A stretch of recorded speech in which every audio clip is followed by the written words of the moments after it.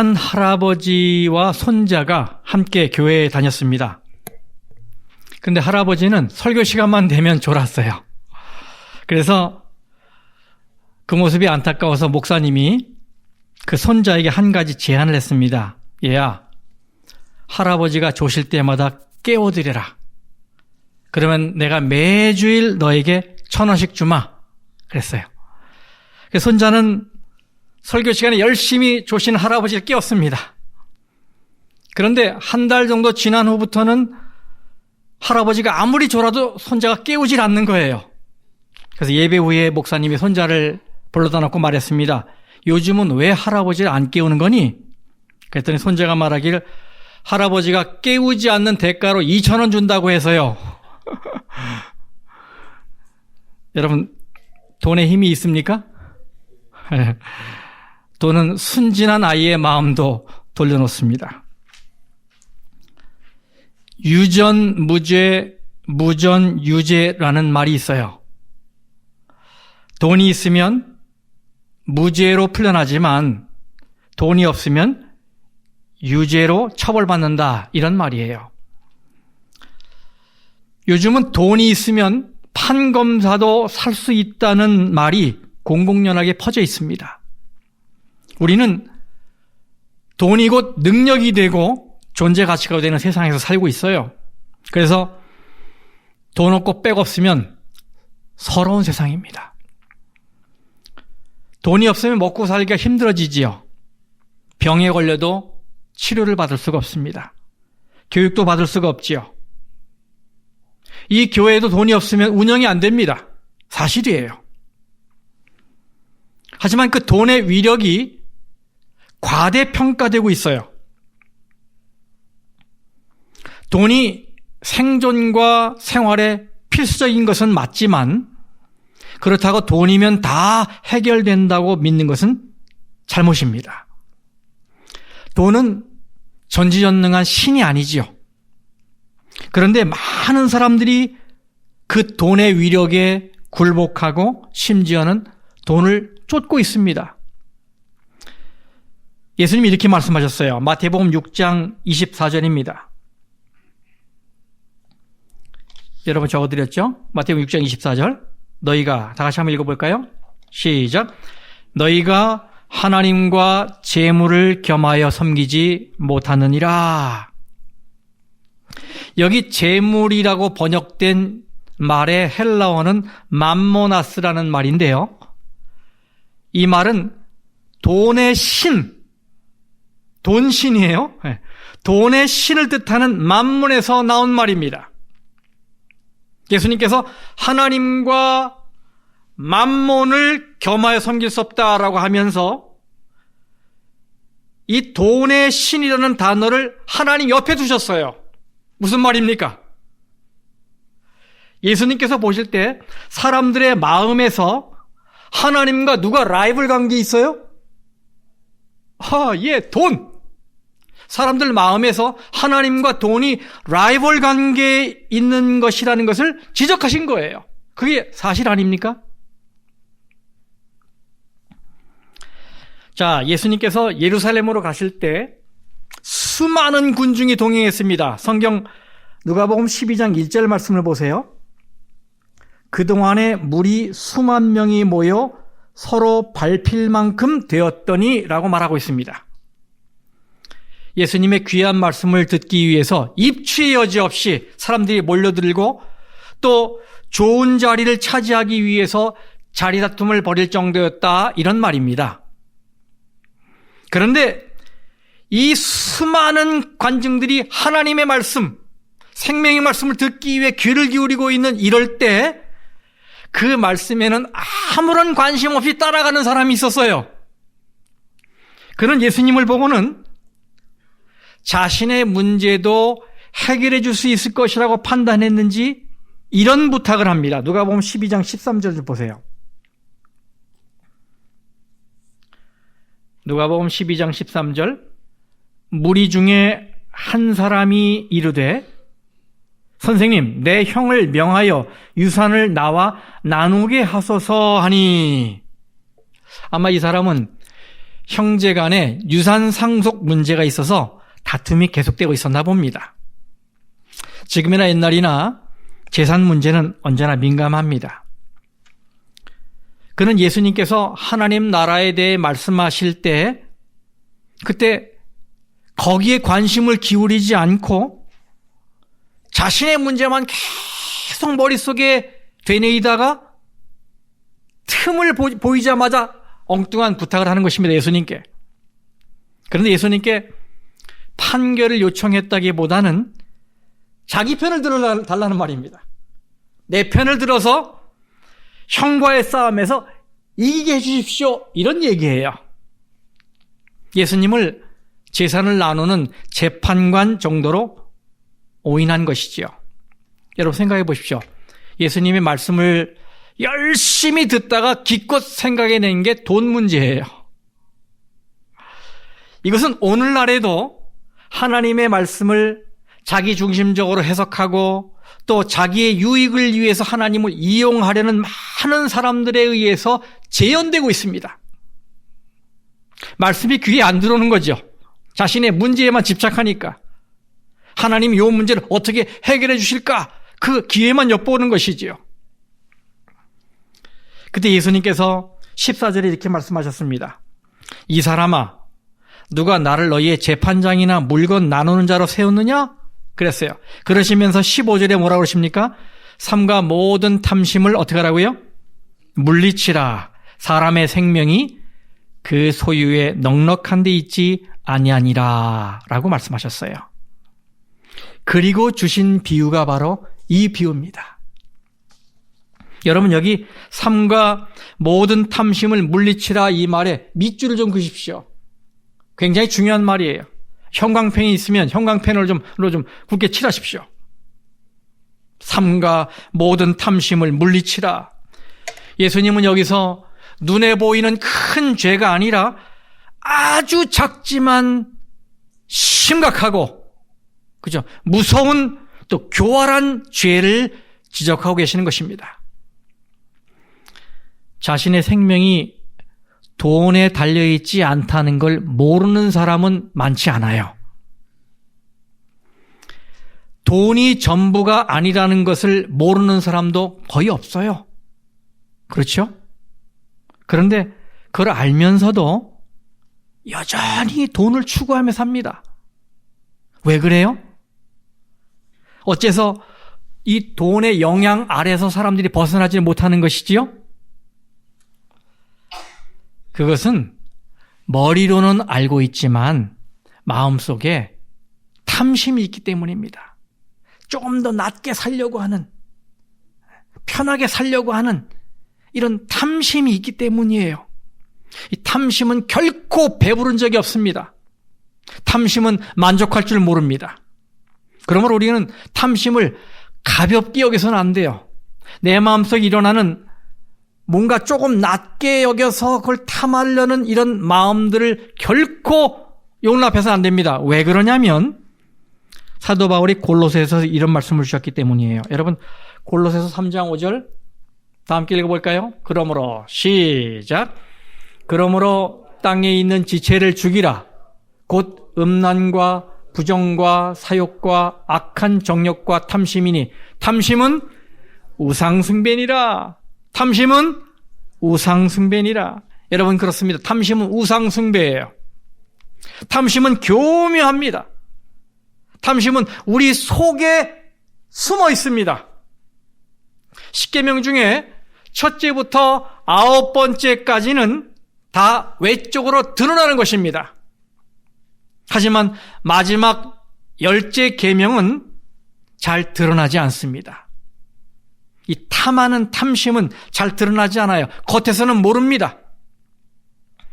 행위로 드러나기 전에 알 수가 없어요.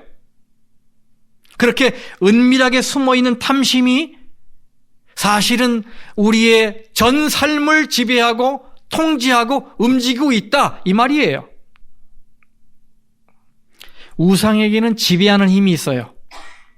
그래서 우리가 만일 우상에게 마음을 주면 그 우상에게 지배를 당합니다. 그 우상에게 컨트롤을 당하게 됩니다. 우리는 그 앞에 무릎을 꿇고 그가 시키는 대로 행할 수밖에 없어요. 그래서 마음속에 탐심을 가지고 있는 사람은 결코 자유롭지 못합니다. 예수님은 이거를 관념적으로만 설명하지 않으시고 비유로 말씀하셨어요. 그게 이 어리석은 부자의 비유입니다. 성경을 좀 보겠습니다. 16절에서 21절 말씀을 다 찾아서 같이 한번 읽어보겠습니다. 누가복음 12장 16절에서 21절까지 말씀입니다. 자, 다 같이요. 또 비유로 시작. 또 비유로 그들에게 말하여 이르시되 한 부자가 그 밭에 소출이 풍성하매 심중에 생각하여 이르되 내가 곡식 쌓아둘 곳이 없으니 어찌할까 하고 또 이르되 내가 이렇게 하리라. 내 곡간을 헐고 더 크게 짓고 내 모든 곡식과 물건을 거기 쌓아두리라.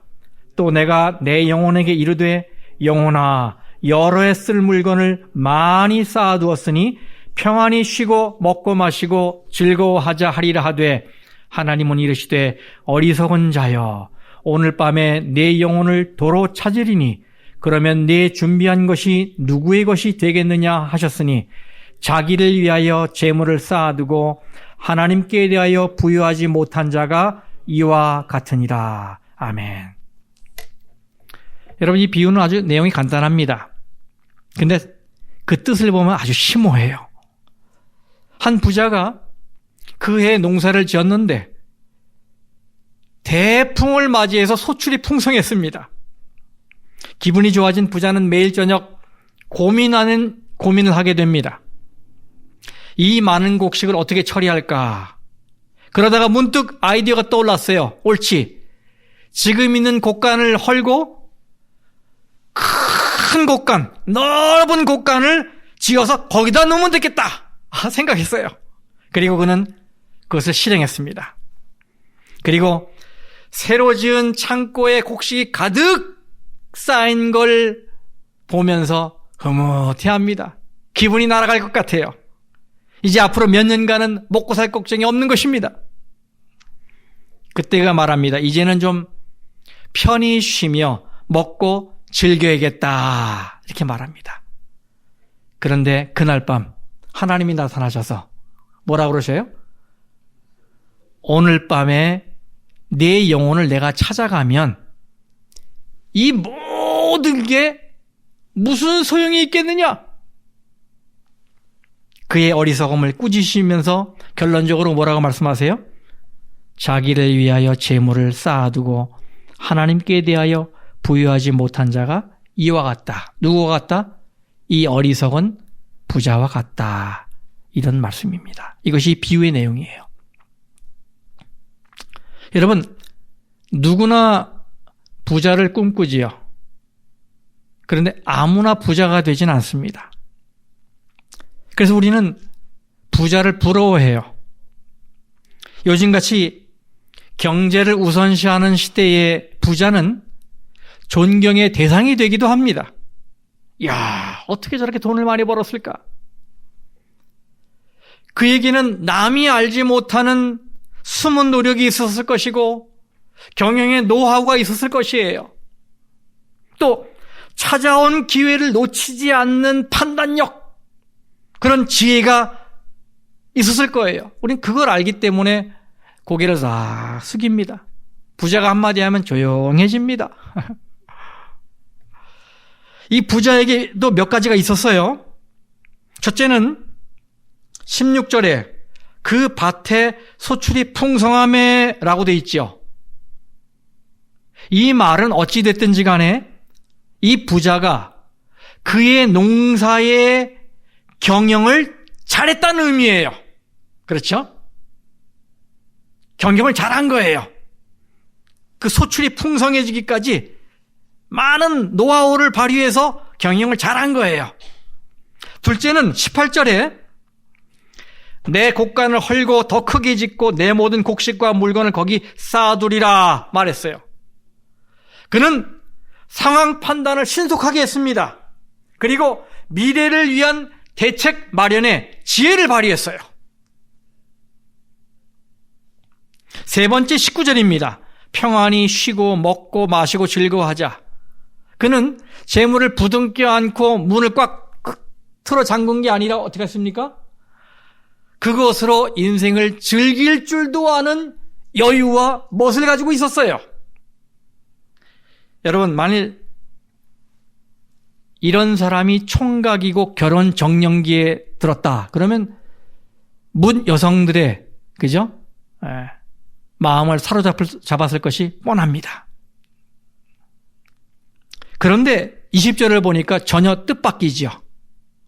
하나님은 이 사람을 최고의 신랑감이다 라고 하실 줄 알았는데, 크게 성공한 사람이다 라고 하실 줄 알았는데 뭐라고 규정합니까? 어리석은 자다. 어리석은 자다. 이것을 보면 우리의 생각과 하나님의 생각이 얼마나 다른지를 알게 돼요. 우리가 보는 것과 하나님이 보는 게 이렇게 달라요. 여기 어리석다는 말의 헬라어가 아프론이라는 말인데요. 이 말의 뜻은 생각이 모자란다 이런 뜻이 있고, 좀 심한 말로 머리가 어떻다? 텅 비었다. 이걸 골비었다라고 그래요. 골비었다. 골비었다. 우리는 이 구절 읽을 때 머리가 좀 복잡해집니다. 어딘가 불편해요. 아니, 미래를 준비하는 일이 그렇게 골빈 일인가? 의아해져요. 돈을 많이 버는 게 뭐 잘못된 일인가? 사실 우리는 이 예수님의 이 비유를 읽을 때 오해하지 말아야 돼요. 이것은 미래를 대비하지 말라를 가르치는 비유가 아닙니다. 이것은 돈이 나쁘다를 가르치는 비유가 아닙니다. 우리는 경제적인 것을 포함해서 자신의 미래를 대비하고 자신의 노후를 준비해야 하죠. 성경은 돈이 가진 위험성은 지적하시지만 돈 자체를 부정하지는 않습니다. 돈이 유익한 것도 성경이 알아요. 대신 이것은 뭘 가르치는 것이냐? 재물에 대한 우리의 태도가 어떠해야 하는가를 가르치는 것입니다.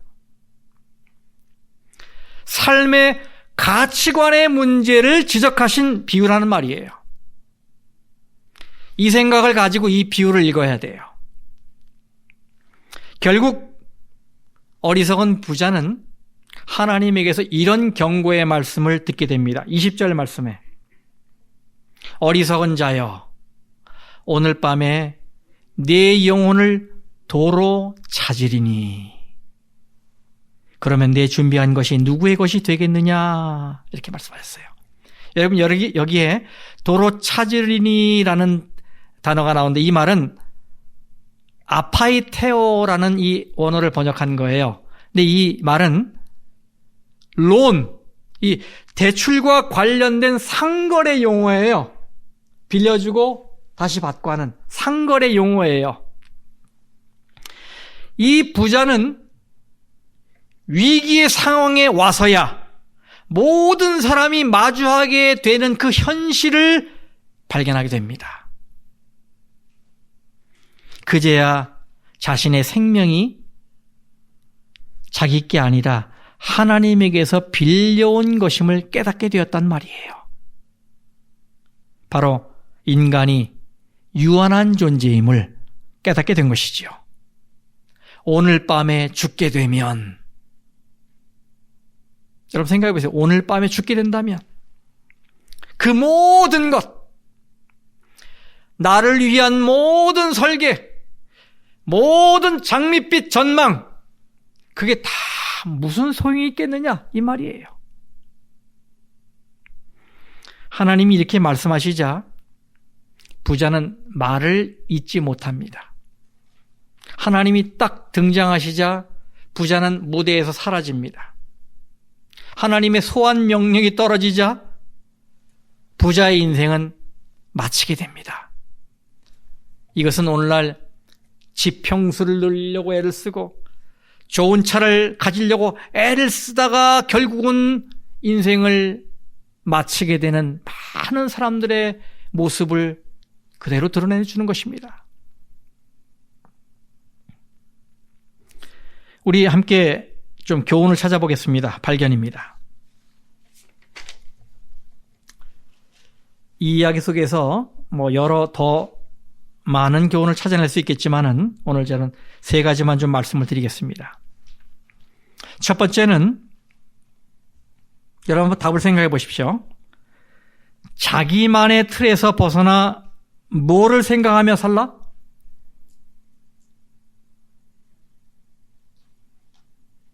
자, 뭐를 생각하며 살면 좋겠습니까? 자기만의 틀에서 벗어나서. 예, 이웃을 생각하며 살라는 것입니다. 이웃을 생각하며 살라. 예수님께서 많은 비유를 말씀하셨는데 이 비유는 하나님이 직접 등장하시는 유일한 비유입니다. 하나님은 이르시되 이렇게 하나님이 직접 등장하시는 유일한 비유예요. 하나님이 부자에게 나타나셨습니다. 마치 뭐라고 얘기하는 것 같으냐면 나 여기 있다 이렇게 말씀하시는 것 같아요. 나 여기 있다. 왜 하나님이 그러셨을까요? 이 부자가 한 짧은 독백을 살필 때 우리는 그 이유를 짐작하게 됩니다. 17절부터 19절까지 17, 18, 19 이 3절 속에 이 부자는 나라는 단어를 무려 6번이나 사용합니다. 내가 곡식, 내가 이렇게, 내 곡간, 내 모든 곡식, 내가 내 영혼에게 6번이나 나 여기 있다를 강조합니다. 누가요? 어리석은 부자가. 그런데 영어 성경으로 보면 더 심각합니다.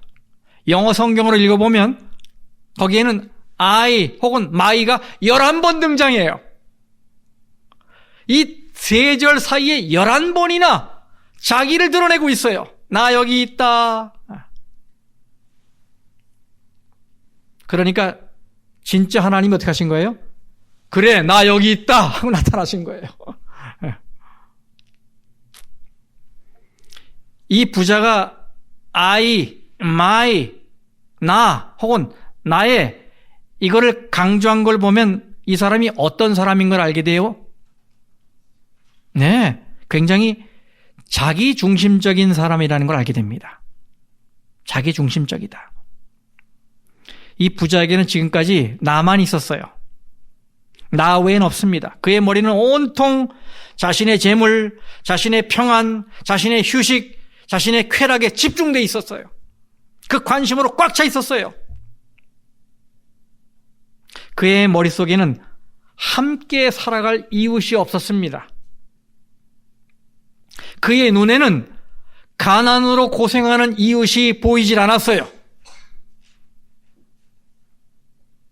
지독한 이기주의입니다. 이 사람이 하는 말을 보면 구약 성경에 나발이 떠올라요.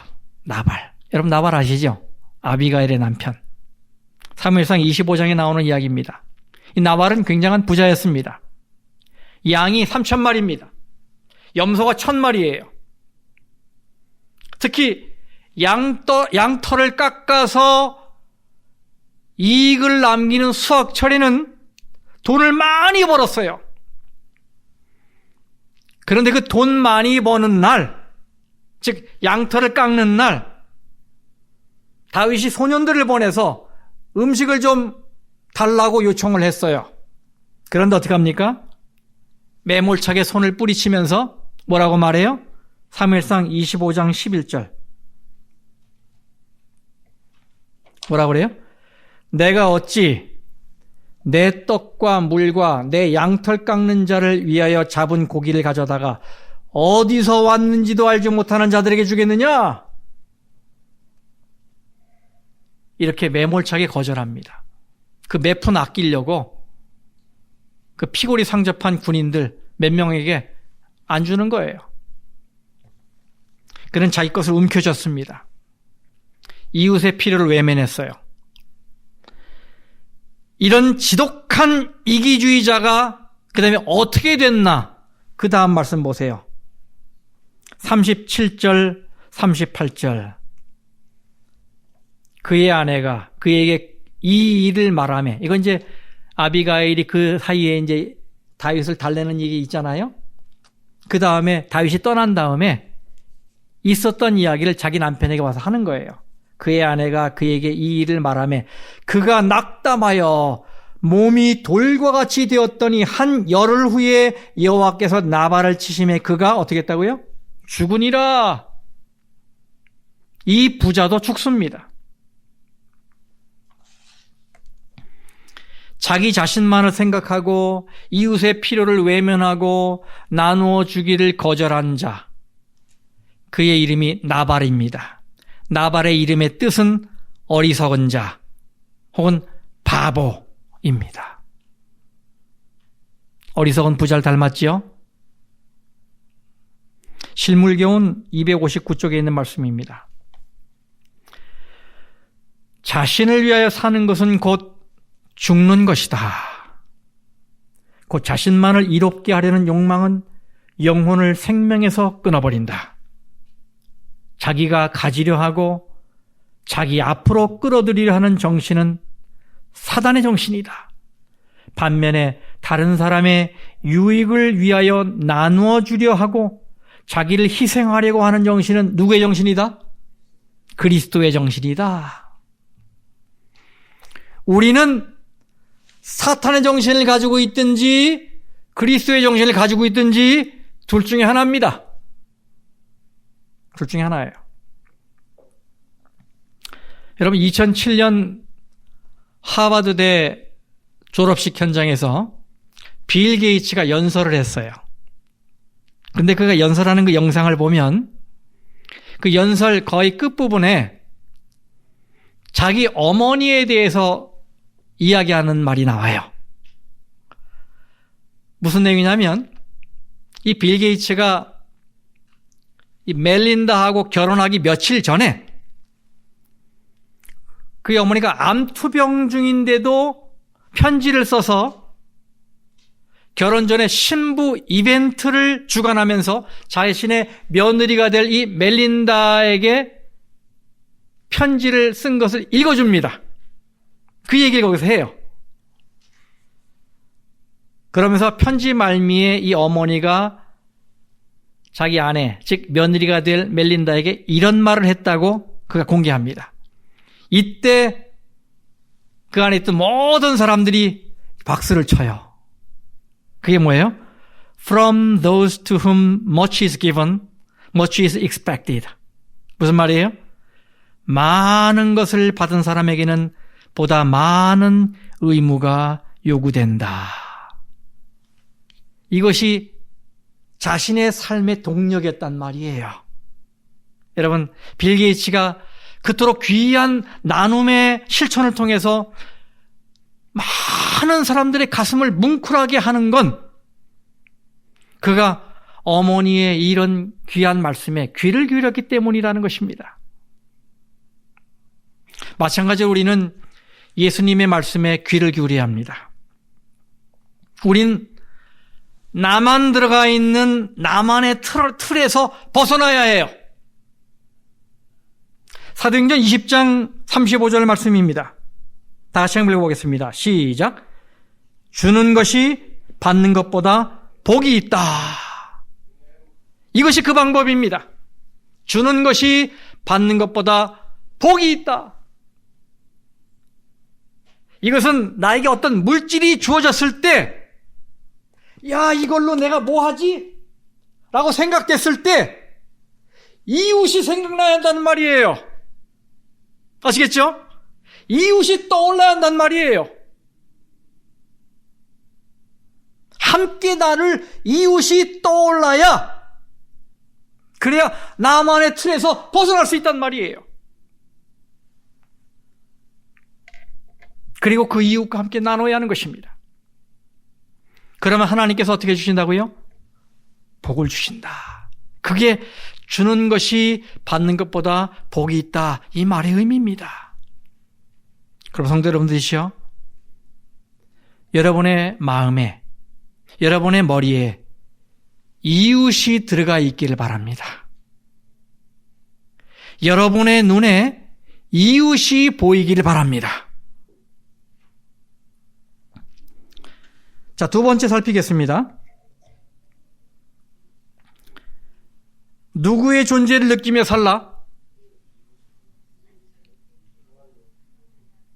이웃은 아까 했어요.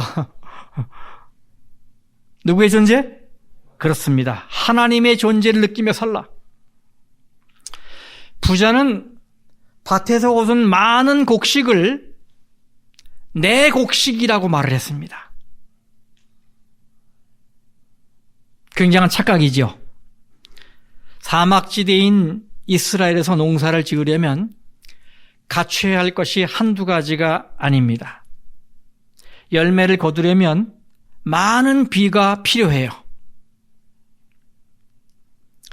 햇빛도 적절하게 쬐어져야 합니다. 낮과 밤도 자연스럽게 순환되어야 합니다. 물과 흙이 적정량으로 혼합되어야 합니다. 그런데 이것은 하나님 없이는 불가능한 일이죠. 사람이 만들 수 있는 일이 아니기 때문에 그래요. 그러므로 이 부자가 부자가 된 건 전적으로 하나님의 은혜예요. 자기가 아무리 열심히 땀을 흘리고 노력하고 지혜를 발휘한다 해도 하나님이 적절한 날씨를 주시지 않고 건강을 주시지 않았다면 그는 절대로 부자가 될 수 없는 것입니다. 그 많은 소출을 거둘 수가 없는 것입니다. 그런데도 그는 그 모든 것이 자신의 힘으로 이룬 것이라고 생각했어요.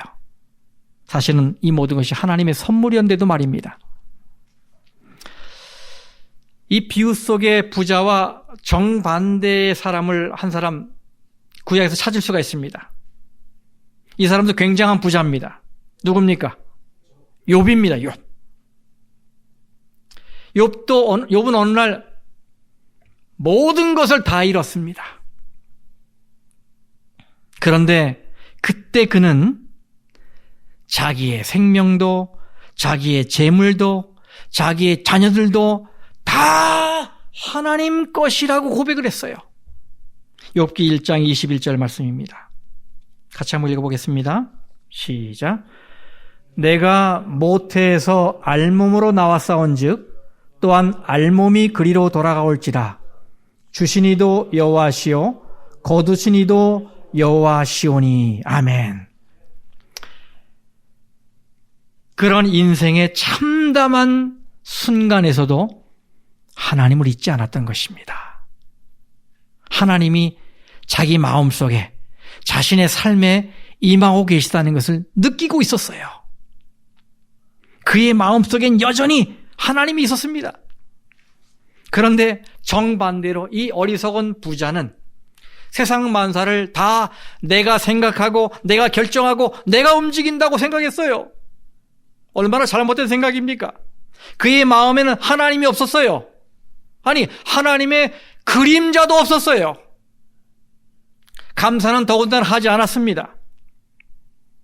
이렇게 하나님 없는 삶을 하나님은 어리석다라고 말씀하신 거예요. 이 말씀이 어디 나옵니까? 시편 14장 1절에 나와요. 같이 한번 읽어볼까요? 시편 14장 1절 시작. 어리석은 자는 그의 마음에 이르기를 하나님이 없다 하는도다. 하나님이 없다고 말하는 자, 하나님이 없는 것처럼 사는 자, 그가 누구다? 어리석은 자다. 이 말이에요. 일의 시작에, 일의 진행에, 일의 마침에 하나님이 없는 자, 그는 누구다? 어리석은 자다 이 말이에요. 성도 여러분, 날마다 머리가 아닌 마음으로 하나님의 존재를 시인하고 느끼고 인정하고 하나님이 베푸신 은혜에 감사하며 사시기를 간절히 바라겠습니다. 마지막 세 번째입니다. 자, 하나님을 향해 뭐가 되자? 하나님을 향해 부자가 되라. 이런 교훈을 찾을 수가 있습니다. 하나님을 향해 부자가 되라. 어리석은 부자는 자신이 쌓아둔 소유의 부유함을 느꼈습니다. 큰 창고를 졌는데 그 창고에 곡식이 가득 차 있어요. 그 모습을 지켜보는 이 부자의 모습을 여러분 상상해 보세요. 어떤 모습일까요? 마치 바람이 가득 찬 풍선처럼 어떻게 해요? 마음이 부풀어져서 큰 만족감이 그의 가슴을 가득 채우고 있는 모습 보이잖아요? 야, 이제 됐다. 이제 한 몇 년간은 아무 일 안 하고 놀고 먹어도 되겠다. 얼마나 좋겠어요, 여러분. 그렇죠? 흐뭇하고 만족스러웠을 것입니다. 그래서 말합니다. 19절에 여러 해 쓸 물건을 많이 쌓아두었으니 어떻게 하자 이제는? 평안히 쉬고 먹고 마시고 즐거워하자. 우리는 소셜 시큐리티에 대해서 이야기를 많이 합니다. 사회보장연금 중요하지요? 노후 생활에 얼마나 중요한 기초생활비가 되겠습니까? 정말 필요하죠. 그런데 그게 정말 우리 삶의 안전을 보장해 줄까요?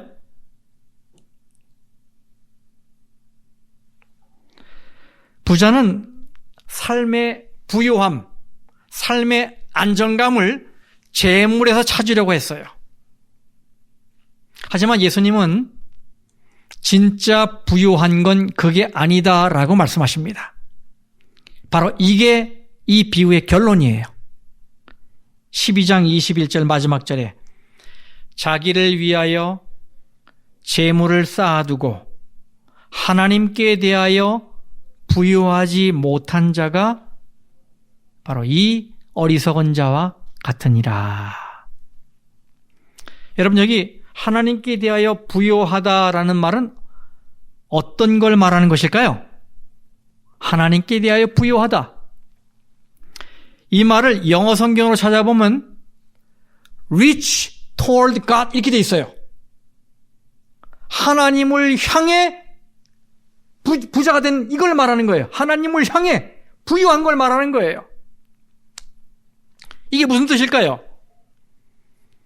이거는 하나님께 돌려드리는 것이 많은 걸 말하는 것입니다. 뭐라고요?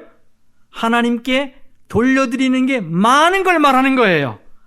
하나님이 주신 것들을 하나님의 나라를 확장하는 일에 기쁨으로 돌려드리는 것이 많은 것. 그런 자가 바로 하나님께 부유한 자다. 이렇게 말씀하시는 거예요. 그래서 하나님께 사랑을 드리고 시간을 드리고 헌신하고 봉사하고 희생하고 열심을 내고 헌금하고 재능을 바쳐서 하나님을 기쁘게 하고 하나님 나라를 더 넓게 확장하는 일에 나의 가진 걸 드리는 것. 이게 하나님을 향해 부유한 것이라는 의미예요. 그런데 이 부자는 자신을 위해서만 부자였어요. 자신에게 투자를 많이 한 거죠. 자신의 인생을 위해서 자기 창고를 가득 채웠습니다. 이 창고는 누구만을 위한 거냐면 이웃도 아니고 하나님도 아니고 나의 쾌락을 위한 것입니다. 세상 사람들이 볼 때는 성공한 사람이지만 그가 그 순간 알지 못한 한 가지가 있었지요. 그것 때문에 이 쌓은 모든 것, 안전하다고 여긴 이 모든 것이 허사가 되고 말지요. 그게 뭐예요? 자신의 생명의 주인이 하나님이시라는 것을 알지 못했던 거예요. 그는 많은 걸 소유했지만 자신의 생명은 소유하지 못했습니다. 왜냐하면 생명은 하나님의 것이기 때문이에요. 내가 소유할 수 있는 것이 아닙니다. 여러분, 생명보다 귀한 게 있습니까? 없죠. 죽음은 모든 소유를 다 제로로 만들어버려요. 그래서 예수님 말씀하셨죠. 마태복음 16장 26절에 사람이 만일 온 천하를 얻고도 제 목숨을 잃으면 무엇이 유익하리요? 사람이 무엇을 주고 제 목숨과 바꾸겠느냐? 어리석은 부자는 온 천하를 얻은 듯 곡식 창고를 보며 만족했습니다. 그러나 생명을 잃으니 그 온 천하 같았던 그것이 아무 소용이 없게 됐습니다. 그렇다면 여러분, 온 천하보다 더 귀한 생명을 얻는 비결은 무엇일까요? 그게 바로 이 성경절 말씀에 나와 있잖아요. 하나님께 대하여 부요한 것입니다. 하나님께 대하여 부요한 거예요. 그래서 자기를 위하여 재물을 쌓아두고 하나님께 대하여 부요하지 못한 자가 바로 이 사람이다 라고 말씀하신 거예요.